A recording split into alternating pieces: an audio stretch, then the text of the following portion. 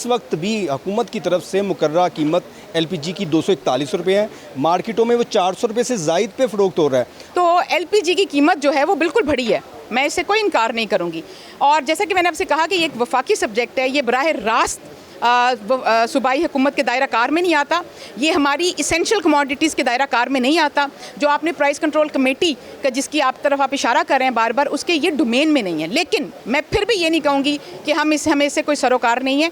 हम इसके ऊपर दिन रात हम अपनी मुशावरत में हैं, फीडबैक में हैं। हम अपने जो हमारे वफाकी इदारे हैं उनको भी हम गाहे बगाहे उनके नोटिस में लाते रहते हैं, और इसका जो असर जिन सेक्टर्स पे ट्रांसफ़र हो रहा है उन सेक्टर्स के साथ हमारा हर रोज़ का एक राब्ता रहता है। इससे कितना फ़र्क आएगा वो तो हम उसको तो मानते हैं, लेकिन इसकी आड़ में हमने कोई मसनूई फ़र्क नहीं आने दिया। माजी में ऐसा होता था, एक मिनट पूरी बात सुन लेना, माजी में ऐसा होता था पेट्रोल की कीमत बढ़ी है, उसका असर 5 रुपये आना है, 50 रुपये मसनूई बढ़ जाते थे। इस वक्त आप ये अस्सलाम वालेकुम नाज़रीन, आप देख रहे हैं कैपिटल TV और मैं हूं आपका मेज़बान दानियाल राठौर। इस वक्त हुकूमत स्मार्ट लॉकडाउन को ख़त्म कर चुके हैं। मार्केटों का वक्त जो है वो 9 बजे तक का कर दिया गया है। इसके साथ साथ पेट्रोलियम मसनूआत की कीमतें भी कम हो चुकी हैं। LPG की कीमत हुकूमत की जानिब से मुकर्रर की गई है, मगर वो कम नहीं है। हमारे साथ वज़ीर आला पंजाब मरीम नवाज़ शरीफ की मावन ख़ुसूसी जो बड़ाए price control committee Salma Bhatt साहिबा मौजूद हैं, इनसे कुछ जानेंगे और इस हवाले से बात करेंगे। सबसे पहले तो सलमा भट्ट साहिबा आपकी शुक्रिया, आपके पास कलमदान है प्राइस कंट्रोल कमेटी का। पेट्रोलियम मसनूआत की कीमतें कम होने के बाद अवाम ये तवक्को कर रहे थे कि अशिया खुर्दोनोश आम चीज़ें उनकी कीमतें कम होंगी, मगर उस तरह से चीज़ें की कीमतें हैं वो कम होती हुई दिखाई नहीं दी। गुज़श्ता रात भी अगर पेट्रोल की कीमत कम हुई है तो सिर्फ दौड़ पे, जिसको अवाम मुस्तरद कर रहे हैं, क्या कहेंगे? बिस्मिल्लाहिर्रहमानिर्रहीम, बहुत शुक्रिया आपका। जी, हमारे जहाँ तक अशिया खुर्दोनोश की कीमतों की हवाले से अगर आप बात करें तो वो जब अगर आप मार्च में जब कीमतें बढ़ने का अंदिया था, क्योंकि ईरान की और अमेरिका की जंग के तहत जो स्ट्रेट ऑफ हर्मुज़ बंद हुआ, पूरी दुनिया में सप्लाई चेन जो है वो बंद हो गई। उसकी वजह से जो अंदिया था कि चीज़ों की कीमतें बढ़ेंगी, मार्च में आप देख लें कि पूरा मार्च, पूरा अप्रैल का महीना, तकरीबन मिड अप्रैल तक बड़ी ईद पे हमने किसी चीज़ की कीमत नहीं बढ़ने दी। हर चीज़ की कीमत वही रही जो पहले वाली थी। उसके बाद तकरीबन हमने को 1.5 महीने तक इसको काबू में रखा। उसके बाद जब उसके असरात बहुत दूर तक फैल गए, जंग जो है वो तूल पकड़ गई और सप्लाई चेन बहुत पूरी दुनिया में डिस्टर्ब हुई, और तमाम दुनिया में आप देख लें कि जो शरह महंगाई है उसमें फ़र्क आया। कोई मुल्क उठाकर आप देख लें, और हमने पाकिस्तान के हवाले से अगर हम बात करें, पंजाब के हवाले से बात करें, हमने हर मुमकिन इक़दाम उठाए कि यहाँ पे कम से कम जो है लोगों के ऊपर बोझ पड़े। जिसमें आपने देखा कि जो वज़ीर आला पंजाब ने जब इसके जो मोटरसाइकिल सवार हैं पूरा महीना उनको जो 10 लीटर पेट्रोल पे सब्सिडी दी गई। हमारे जो किसान हैं, जो हार्वेस्ट का टाइम था, उनको 150 रुपये डीज़ल पर लीटर जो है वो सस्ता करके दिया गया।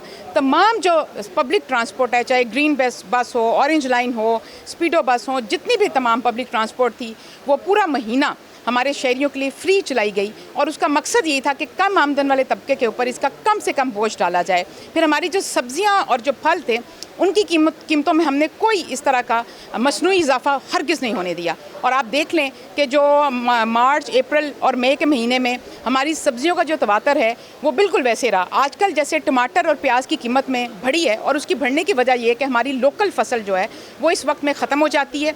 हमें प्याज और टमाटर के लिए बाहर से मंगवाना पड़ता है, दूसरे सूबों से मंगवाना पड़ता है। और इस मरतबा मौसमियाती तब्दीली की वजह से, जैसे सिंध में या खैबर पख्तूनख्वा में इन अजनास की जो उगाई है वो निस्बतन कम रही।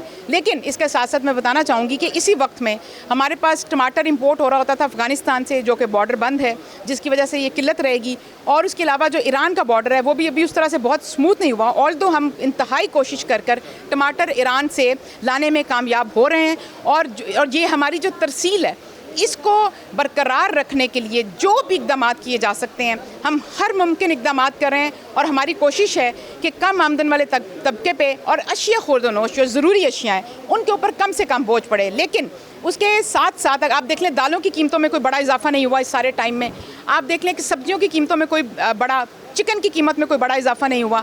तो हमने इस तरह की चीज़ें जो कम आमदन वाले तबके की रोज़मर्रा की खुराक है उसको कम से कम रखने की पूरी कोशिश की जा रही है। और इसके साथ साथ अगर आप मुझे कहें कि कोई इम्पोर्टेड चीज़ें या कोई इस तरह की चीज़ें जिनके दाम महंगे हुए हैं, LPG ज़रूर महंगी हुई है, आज भी महंगी मिल रही है, वैसे तो पेट्रोल और एलपीजी फेडरल सब्जेक्ट है, ये सूबाई सब्जेक्ट नहीं है, लेकिन उसके बावजूद हमारी पूरी हमारी कोशिश है कि जैसे एलपीजी से मुतासर होने वाले जो सेक्टर्स हैं उसके अंदर हम हर रोज़ की बुनियाद पर मॉनिटरिंग भी करते हैं, उनके साथ रवाबित में भी हैं कि हम किस तरह से कम जो बोझ है उसको ट्रांसफ़र करें।